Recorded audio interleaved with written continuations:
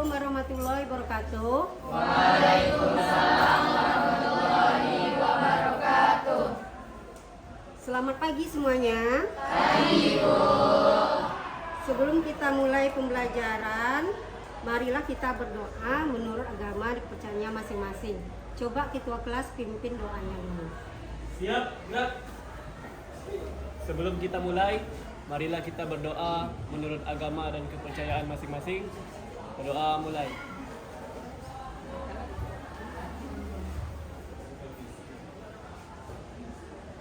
Selesai. Beri salam. Assalamualaikum warahmatullahi wabarakatuh. Waalaikumsalam warahmatullahi wabarakatuh. Baiklah, siapa yang tidak hadir hari ini?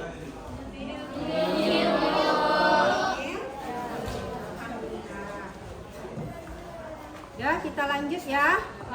Masuk ke materi pembelajaran tentang larutan penyangga. Ya. Sebelum kita minggu kemarin kita udah masuk ya tentang larutan penyangga. Nah, sekarang kita baru masuk ke larutan penyangga dengan tujuan pembelajaran menganalisis prinsip kerja larutan penyangga dengan penambahan sedikit asam atau basa. Nah, sekarang kita masuk ke prinsip kerja larutan penyangga. Ibu mau tanya dulu pelajaran terdahulu. Masih ingat apa itu larutan penyangga? Apa bisa menjawab? Larutan penyangga adalah larutan yang dapat mempertahankan harga pH.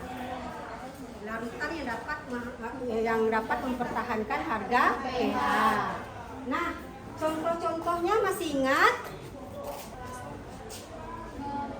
Asam cuka ditambah asam asetat. Asam cuka ditambah asam asetat. Asam asetat itu termasuk apa? Asam buat atau asam lemak? Mana? Asam asetat itu kan termasuk asam buat. Berarti larutan penyangga yang mana? Cuka. Ya, asam cuka dengan garam. Asam cuka dengan garam. Ya, dia dinamakan dengan larutan penyangga. Coba perhatikan gambar di bawah ini, ya. Pernahkah kamu makan empek ya? Lalu sesaat kemudian merasakan perih di bagian perut. Hal ini karena dalam kuah empek terdapat cuka yang mengandung apa? Asam asetat. Ya. Asam asetat ini bukannya bersifat korosif. Ya kan? Nah, kenapa kalau kalian memakan pempek tersebut menggunakan asam cuka, kok nggak sakit perutnya? Karena ada larutan penyangga. Jadi kita sebagai manusia patutnya bersyukur ya, karena di dalam tubuh kita ada penyangga ya, yang dapat menyelamatkan kita. Tahukah kamu pada tubuh manusia terdapat sistem larutan penyangga yang berfungsi untuk menjaga keseimbangan pH dalam darah kita. Dalam keadaan normal, pH darah kita berkisar antara 7,35 sampai 7,45. Nah, dari wacana ini nanti kan ada di LKPD ya, rumuskan beberapa permasalahan dalam bentuk pertanyaan yang terkait dengan tujuan pembelajaran. Ya, lanjut. Praktikum ya, kita laksanakan praktikum. Apabila nanti ditambahkan sedikit asam atau basa, gimana nanti perubahan pH-nya. Ya. Ini praktikum alat dan bahan yang kita gunakan. Yang pertama ada gelas ukur 100 ml ya. Ada 24 buah. Gelas ukur 25 ml. 250 ml buah-buah, tabung reaksi rak 4, pipet tetes, botol semprot, pH meter ya, atau kertas indikator, larutan C3COONA, larutan NH4Cl 0,1 m, larutan NaOH 0,1 m, larutan HCl HCl-nya diganti dengan H2SO4 ya, dan air suling. Petunjuk keamanan. Nah, jadi hindari bahan-bahan yang sangat berbahaya ya, karena kita akan menggunakan bahan-bahan yang berbahaya. Contohnya di situ kalau asam kuat yang mana kita gunakan? H2SO4, dan yang untuk basanya NaOH dan natrium hidroksida. Itu dihindari ya, dengan kontak langsung dengan kulit dan mata, dan iritasi dan terburuk dan sebagainya.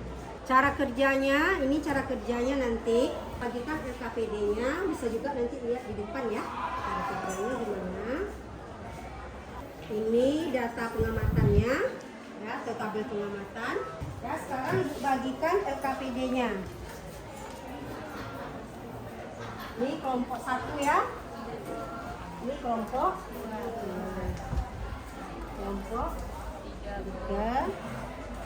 dan kelompok 4. Nah, dibaca LKPD-nya, langkah-langkahnya ya. Kerjakan praktikumnya sekarang ya, lalu nanti baru didiskusikan. Coba kerjakan praktikumnya.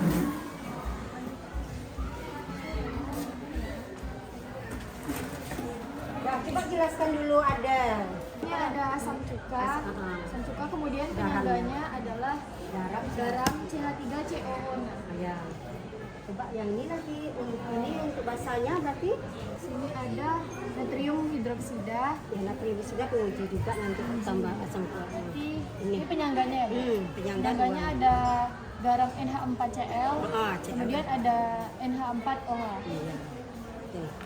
Ya, berarti kita tambahkan dengan sedikit asam dengan basa.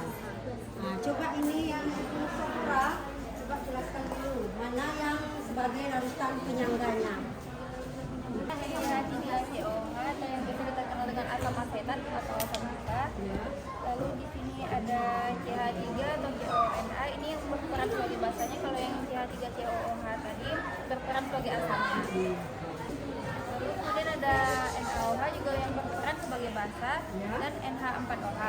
Sedangkan yang berperan sebagai asamnya ini ada NH4Cl, kemudian ada H2SO4. Nah, sekarang coba laksanakan praktikumnya ya. LKPD-nya kan udah Ibu bagikan. Nah, langkah-langkah kerjanya untuk jelasnya bisa nanti lihat di depan ya. Nah, ini ya langkah kerjanya. Ya. Langkah kerjanya nanti kalian bisa perhatikan juga di LKPD ya. Itu langkah kerjanya. Ambil 25 ml larutan asam asetat 0,1 m menggunakan gelas ukur dan masukkan ke dalam gelas kimia ya. Bentuk larutan penyangga ya, kan sudah terbentuk tuh larutan penyangganya, yaitu larutan penyangga asam ya, CH3COOH ditambah dengan CH3COONA, itu dinamakan dengan larutan penyangga atau larutan buffer ya. Nanti diukur pH-nya, kita sekarang menggunakan indikator universal ya, universal. Hitung pH-nya dulu. Itu langkah yang pertama. Itu singkat. Ini berarti ya CH3COH, ya masukkan berapa mili? 25 mili. Masukkan 25 mili. Iya. Itu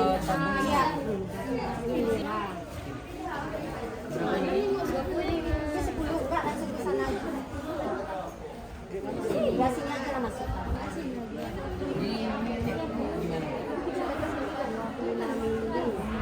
Ya, masukkan sini aja. di atasnya aja. Di atas 20 sini ya. Boleh. Nah, ini. Udah 25 mana? Apa sih? Nah, udah 25. Masukkan apa lagi penyangganya? Kenapa nggak dibuang aja? Banyak. Banyak. Ini Cari dikit. Bau. Rumah apa? Oke. Asam asetat dengan garamnya udah.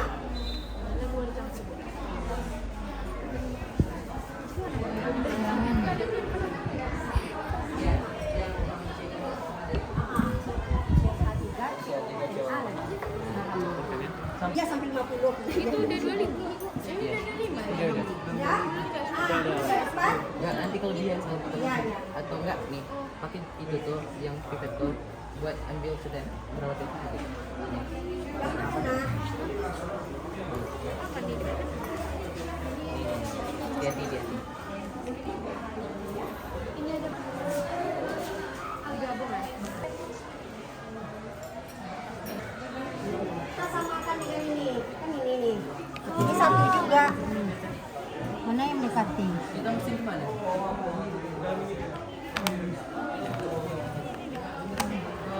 Ini kan? Iya, Bu. Ya, terus pH-nya 5. Oke. Yang ketiga lagi. Ambil 10 ml larutan penyangga di atas, masukkan ke dalam tabung reaksi, tambahkan sekitar 0,5 ml atau 10 tetes ya. H2SO4 0,1 m. Ya.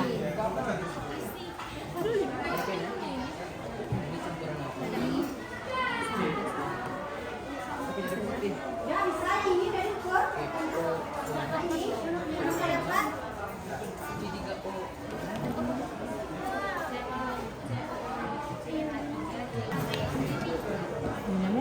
asam, Bu. Asam. Yang ini, Bu. Yang ini dia. Yang nomor 4. Ya 4 berarti. 4. Iya. 4 digabungkan keduanya. Coba ini dia 4. Itu apa tadi? CO, CO3COOH. 4 kan? Ini udah ya. Yang ini udah diukur. Ini cara ngukur pH-nya gimana? Iya, ini celupkan ini dia. Pinjam dulu. Ya. Berarti. Nah, itu 10. Boleh sini kan? Enggak ini. Enggak ini lagi. Yang di 10 mili tadi kan Apa? Udah tadi masukkan apanya? Mana masukkannya? ini, Bu. Oh iya, 10. Ini masuk juga.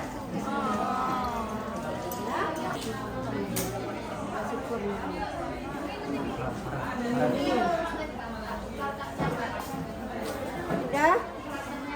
Nah ini dia. Nah, coba. Ini yang diferen itu cuma satu.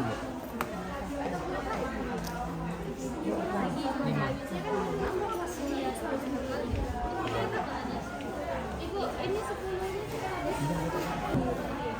Nah. Udah? udah, Bu. Ah, udah dapat. Berapa apanya? Tadi pH dari cepat ada. CH3COOH itu 4. Dan CH3 oh iya ya, Bu. Iya. Oh, jadi 4 gitu. Ini udah disampur tadi kan. Kan udah dicampur tadi penyangganya CH3CONA, CH3CONA tambah dengan CH3COH kan dicampur. Nah, itulah dapat 4 tadi. Nah, kan itu kan cara kerjanya kan? Udah? Udah dapat? Ini cara kerjanya. Tambah.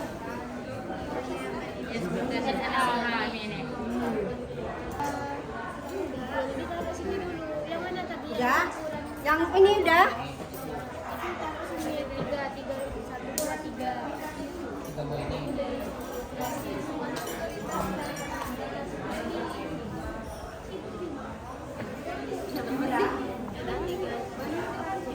NA. Sama? Sama apa kan juga?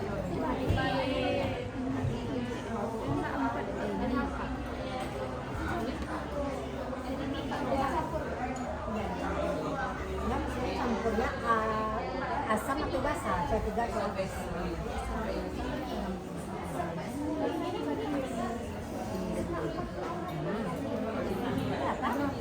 Lima berarti. 5.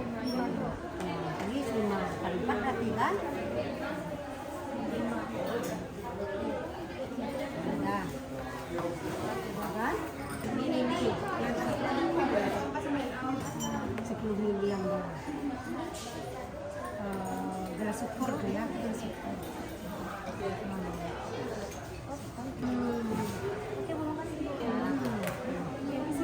Ya. Udah. Itu tadi pH awalnya kan? Ini. Ini ya.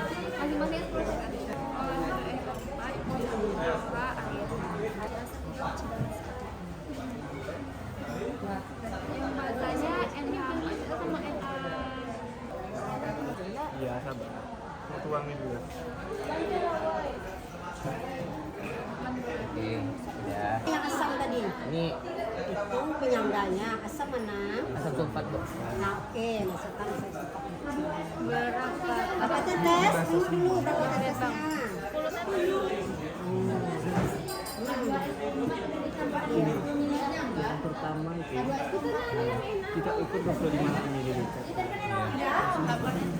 Udah?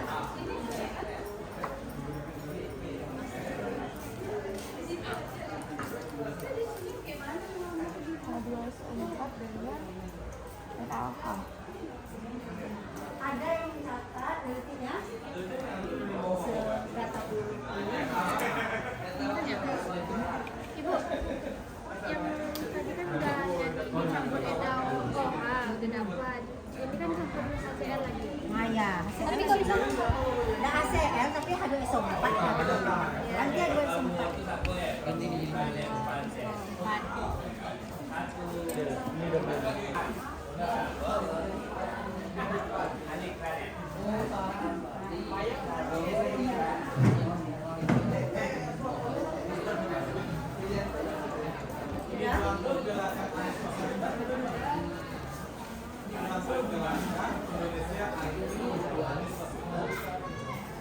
Ditambah asam sulfur H2SO4.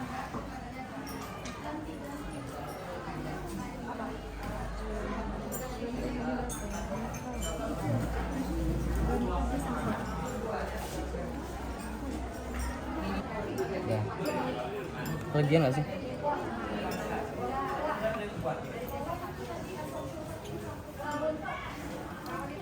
Udah. 25. Ini kita.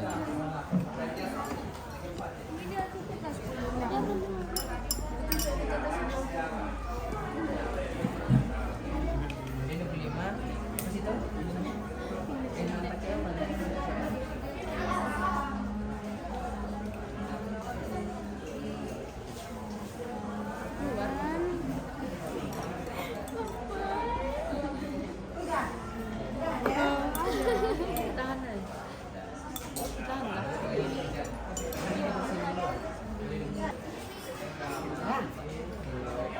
Berarti buat ini 10 berarti 20 lagi. Tadi asam berapa? Tadi tambah apa? Yang mana Nah, tadi kalau asam ya, asam di CH3 COOH ditambah dia akan menghasilkan CH3 COONA. Nanti ini ditambah dengan NaOH. Ini yang dinamakan dengan larutan penyangga. Larutan penyangga. Nah, karena ditambah H2O ya, H2O.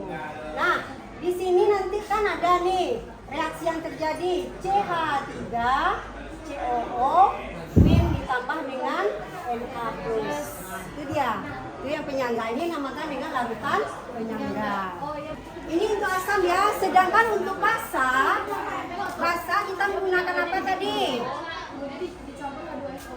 Ya. Basa kita menggunakan NH4O OH. Ya. Dengan apa tadi?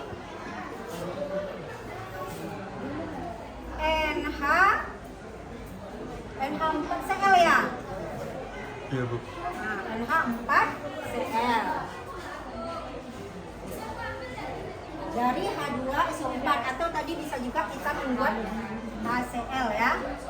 Tapi kalau di larutan kita menggunakan H2SO4 ya, karena HCl kita kan nggak ada ya, yang ada aja. Itu dia. Jadi ini garamnya Cl ya. Nah, NH4+ ditambah dengan Cl min. KPB-nya. Amati wacana yang ada di LKPD diisi. Yang mana lain tolong diisi LKPD-nya.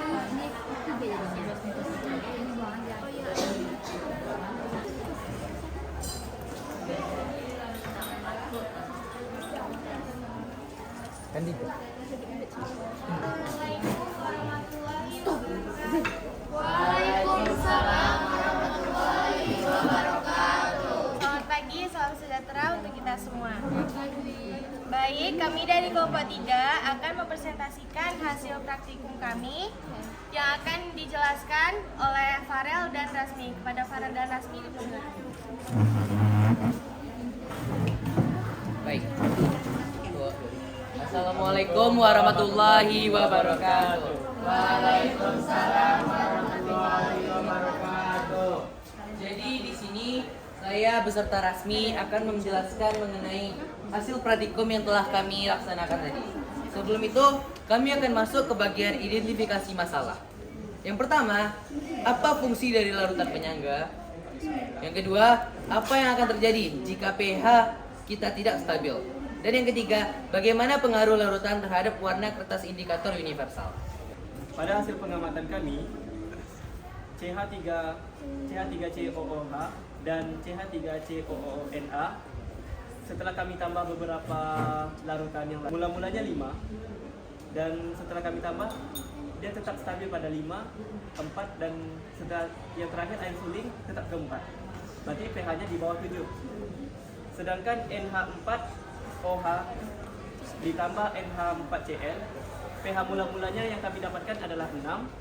Setelah kami tambah beberapa larutan yang lain, dia tetap stabil ke 6 atau 7. Nah, verifikasi kami adalah CH3COOH dan ditambah CH3COONA, pH-nya stabil apabila dicampur larutan lainnya. Dan begitu pula NH4OH ditambah NH4Cl, pH-nya stabil dicampur larutan yang lainnya. Nah, jadi untuk menjawab dari identifikasi masalah tadi, yang pertama, apa fungsi dari larutan penyangga? Fungsi dari larutan penyangga sendiri adalah untuk menjaga keseimbangan pH dalam darah kita. Yang kedua, apa yang akan terjadi jika pH kita tidak stabil? Apabila pH darah kita terlalu rendah dan terlalu tinggi, maka akan menyebabkan suatu penyakit. Teman-teman bisa mencari sendiri referensi yang di rumah nanti mengenai penyakit apakah yang akan ditimbulkan dari tinggi atau rendahnya pH dalam tubuh kita. Baik, itu tadi penjelasan dari Farel dan Rasmi. Di apa dulu? Teman-teman ada yang ingin bertanya, dipersilakan. Baik, sebelumnya terima kasih kepada teman-teman yang sudah mempersilakan saya bertanya, dan juga terima kasih kepada Ibu. Jadi untuk berdasarkan pengamatan kalian yang kedua, di mana larutan NH4OH dicampur dengan larutan NH4Cl, saya memperhatikan tadi pH yang kalian ukur 6. Nah, identifikasi pH 6 itu kurang dari 7, yang artinya larutan tersebut bersifat asam. Nah, kemudian jelaskan mengapa itu asam. Soalnya berdasarkan pengamatan kami itu pH-nya lebih dari 7 atau 8.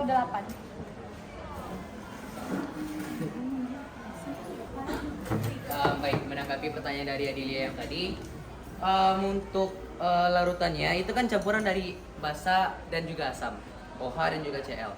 Seharusnya hasil yang di reaksi yang dihasilkan tuh netral kan. Dan untuk pH netral sendiri 7. Sebenarnya tadi kami sedikit ragu untuk warna dari kertas larutannya. Soalnya tadi itu tuh mendekati 6 dan juga mendekati 7. Tapi karena menurut kami kami mencampurkan lebih banyak asam, kami bikin di situ 6. Mungkin apabila terdapat perbedaan, menurut kami bisa ditimbulkan dari kesalahan dalam pengukuran dan juga faktor-faktor lainnya. Kelompok kami sendiri tidak bisa menghindari kesalahan dari hasil praktikum kami. Jadi untuk teman-teman sekalian, apabila kita terdapat perbedaan dalam hasil praktikum yang tadi, kami mohon maaf dan juga kami mengharapkan pemaparan materi dari teman-teman sekalian. Terima kasih. Terima kasih kepada Adelia Alim Wahyuni dari kelompok 1 telah bertanya. Tanya lagi. Dari teman-teman ada yang ingin bertanya lagi? Jika tidak ada, kami tutup. Mohon maaf apabila banyak kekurangan dari kelompok kami. Wassalamualaikum warahmatullahi wabarakatuh. Assalamualaikum warahmatullahi wabarakatuh. Waalaikumsalam warahmatullahi wabarakatuh. Baik, kelompok 1 dari kelompok I kami akan mempresentasikan hasil dari pengamatan kita tadi mengenai larutan penyangga yang akan disajikan oleh Adelia Alimani dan Fiora. Pada mereka silakan. Baik, perkenalkan saya Adelia Alimwahyuni akan mempresentasikan hasil pengamatan dan juga praktikum dari kelompok 1. Nah, pada langkah awal kami menambahkan cairan CH3OOH dengan CH3COONA dan ini menghasilkan larutan penyangga dengan pH 5. Dan itu berarti larutan atau cairannya itu bersifat asam, pH-nya kurang dari 7. Nah, kemudian dari larutan penyangga tadi kami tambahkan lagi larutan asam sulfat atau H2SO4. Kemudian kami ukur menggunakan kertas indikator mendapatkan pH 4. Kemudian di tabung ketiga larutan penyangga kami tambahkan dengan air suling.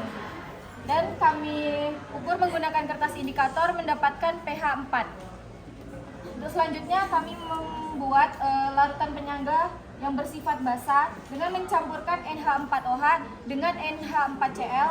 Kemudian kami ukur menggunakan kertas indikator, kami mendapat itu pH-nya berjumlah 8. Kemudian dari cairan penyangga ini kami tambahkan lagi cairan asam sulfat atau H2SO4.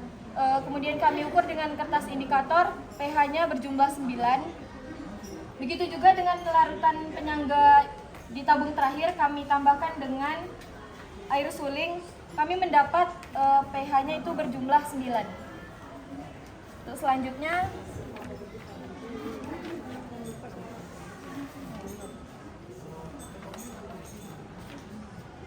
untuk identifikasi masalah, mengapa dalam tubuh manusia itu harus memiliki pH yang netral. Nah, jadi apabila pH darah kita terlalu rendah atau terlalu tinggi, maka akan menyebabkan suatu penyakit, sehingga tubuh manusia selalu tetap dijaga keseimbangan atau kesamaan pH-nya. Untuk menjaga keseimbangan asam tersebut, maka tubuh manusia memiliki sifat sebagai larutan penyangga atau buffer. Dengan adanya sifat larutan penyangga, maka tubuh manusia dapat mempertahankan pH walaupun menerima berbagai penambahan zat yang mengandung asam atau basa. Mungkin salah satu dari kita atau mungkin kita pernah mengalami ketika kita pagi-pagi nih belum makan, terus kita mengonsumsi makanan yang mengandung asam seperti jeruk, kemudian tubuh kita tuh merespon dengan mendapat penyakit seperti asam lambung gitu.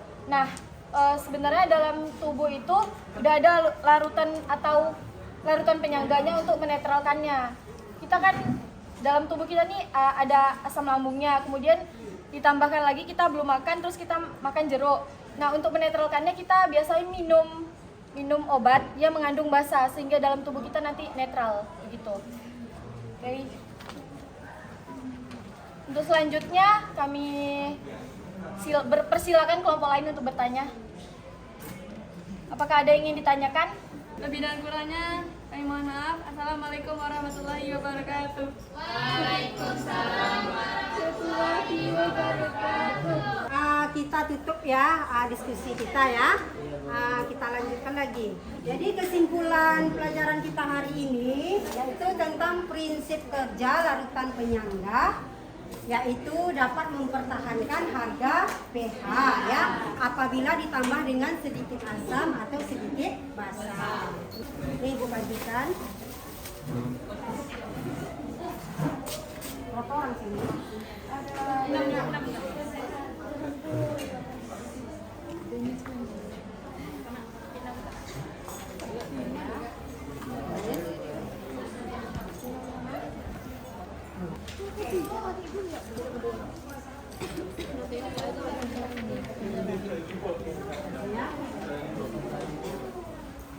Nah,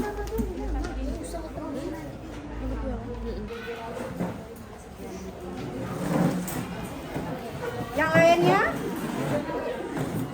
oke, dah. Lanjut, Ibu akan membagi ada lembar observasi. kasih ya, isi aja nanti ya. Ini ada 6.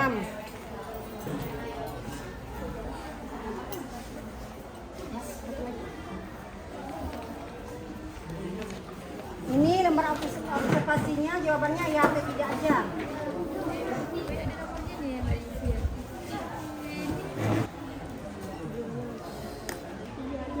Terekam. Lanjut ke refleksi. Refleksi yang pertama, bagaimana perasaan Anda setelah melaksanakan pembelajaran hari ini? Baik. Jadi yang pertama-tama saya merasa senang karena dapat bekerja sama dengan teman-teman kelompok saya yang sangat membantu. Terima kasih teman-teman. Kemudian saya juga menemukan banyak hal baru melalui praktikum ini.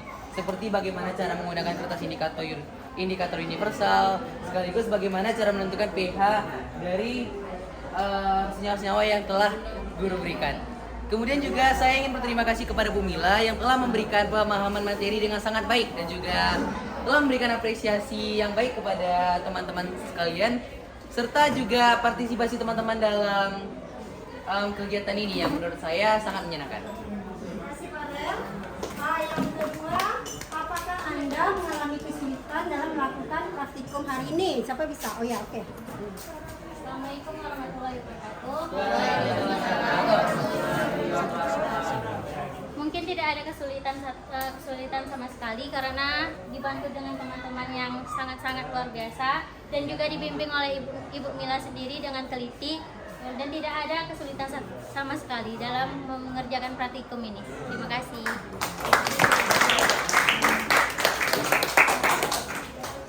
Untuk pembelajaran minggu depan kita masuk tentang ya titrasi asam basa lagi ya. Titrasi asam basa. Demikian pembelajaran hari ini. Lebih dan kurang Ibu mohon maaf. Sekarang kita berdoa dulu ya sebelum menyelesaikan pembelajaran ini. Siap, gerak. Sebelum kita akhiri kegiatan kita pada hari ini, alangkah baiknya kita berdoa menurut agama dan kepercayaan masing-masing. Berdoa mulai.